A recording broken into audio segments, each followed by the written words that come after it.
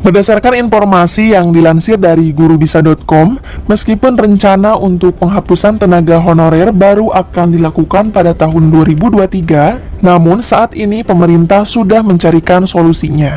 Di antaranya dengan melakukan seleksi untuk para honorer. Tujuannya adalah menjadi CPNS atau P3K. Kabar gembira ini ditunjukkan kepada tenaga honorer yang berada di instansi pemerintahan. Pemerintah berencana akan membuka kesempatan bagi tenaga honorer menjadi PNS. Sebagaimana yang diketahui bahwa pada tahun 2023 nanti pemerintah akan menghapuskan istilah pegawai berstatus honorer. Tentu saja informasi ini mendapatkan respon baik dari para tenaga honorer. Selain itu, pemerintah juga tidak akan membuka penerimaan calon pegawai negeri sipil atau CPNS secara besar-besaran pada tahun 2022 ini. Namun, pemerintah akan membuka CPNS untuk tenaga honorer. Pemerintah akan membuka kesempatan bagi tenaga honorer menjadi PNS.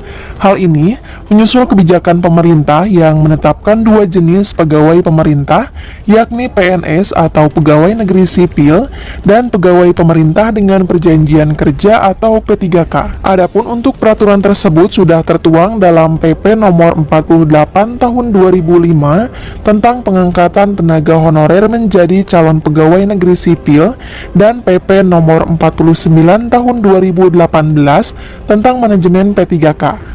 Kepala Biro Hukum, Komunikasi, dan Informasi Publik Kementerian Pendayagunaan Aparatur Negara dan Reformasi Birokrasi atau Menpan-RB, Muhammad Aperoj menjelaskan, sebagai bagian dari proses awal pengadaan ASN, saat ini, Kementerian Pan-RB masih melakukan beberapa analisis terhadap kementerian, lembaga, satuan kerja perangkat daerah, atau institusi lainnya yang sudah masuk. Semuanya sedang disiapkan mulai dari kesesuaian antara nama jabatan, kualifikasi pendidikan, unit penempatan, sedang dianalisis satu persatu oleh kita.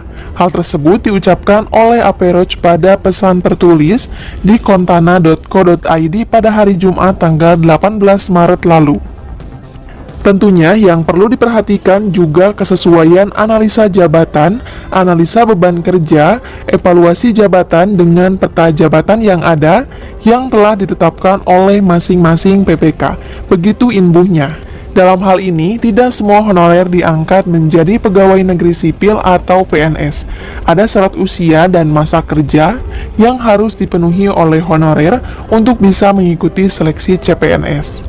Selain usia dan masa kerja, honorer juga mesti masuk dalam skema jenis honorer yang diangkat menjadi PNS sesuai ketetapan pemerintah. Jadi, ada sebagian honorer tertentu yang akan diangkat menjadi PNS melalui proses seleksi. Kemudian, ada juga honorer yang diangkat menjadi P3K juga melalui proses seleksi. Sedangkan untuk tenaga honorer lainnya bisa dialihkan menjadi tenaga outsourcing. Upaya ini dilakukan oleh pemerintah agar jumlah pegawai tidak menumpuk dan pekerjaan pegawai bisa berjalan secara efektif dan efisien.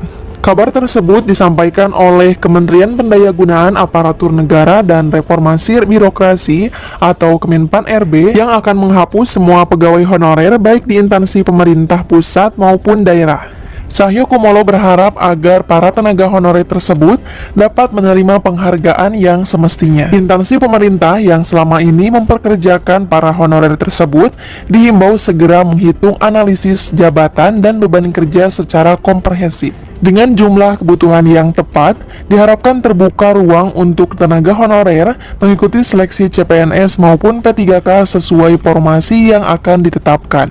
Lalu, bagaimana nasib para honorer yang akan diangkat menjadi PNS maupun dijadikan outsourcing ini, apakah masih bisa bekerja?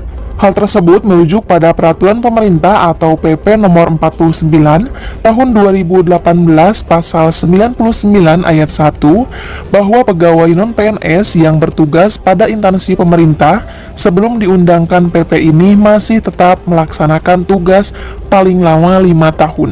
Terkait tenaga honorer melalui PP diberikan kesempatan untuk diselesaikan sampai dengan tahun 2023. Hal tersebut dikatakan oleh Cahyokumolo. Mengingatkan kembali bagi teman-teman yang akan mengikuti seleksi P3K di tahun ini, tunggu apa lagi, segera bergabung di Ayo P3K. Karena apa teman-teman? Di saat kamu saat ini sedang bersantai, jutaan pesaing kamu di luar sana sedang sibuk belajar. Mulai asah kemampuan berpikirnya dari sekarang dengan mengerjakan paket latihan. Di sana teman-teman bisa mempelajari dan memahami berbagai variasi soal seperti kompetensi teknis, manajerial, dan sosiokultural. Dalam seleksi nanti, teman-teman perlu tahu bahwa mengerjakan soal dengan benar saja itu belum cukup. Pasti sudah tahu kan saat tes nanti kamu akan dibatasi oleh waktu. Di sini, Ayo P3K menyediakan fasilitas waktu untuk membantu teman-teman mengetahui berapa lama waktu yang dihabiskan untuk mengerjakan di setiap soalnya. Sehingga saat tes nanti, teman-teman akan lebih siap dan dapat mengantisipasi kekurangan waktu. Ayo P3K sangat memahami sekali kesibukan teman-teman. Sebagian mungkin ada yang sibuk bekerja, atau mungkin ada juga yang disibukkan menjadi ibu rumah tangga. Maka dari itu, Ayo P3K adalah solusi yang tepat karena apa? Teman-teman bisa mengaksesnya kapan saja dan di mana saja. Bisa diakses melalui komputer, laptop, ataupun smartphone seperti yang saya contohkan saat ini.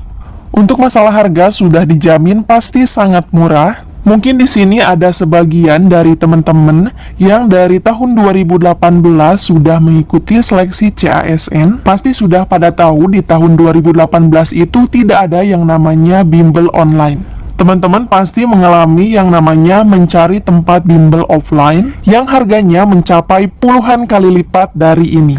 Ya, betul sekali, saat ini Ayo P3K sedang mengadakan promo ekstra diskon dari harga Rp249.000 menjadi Rp99.000.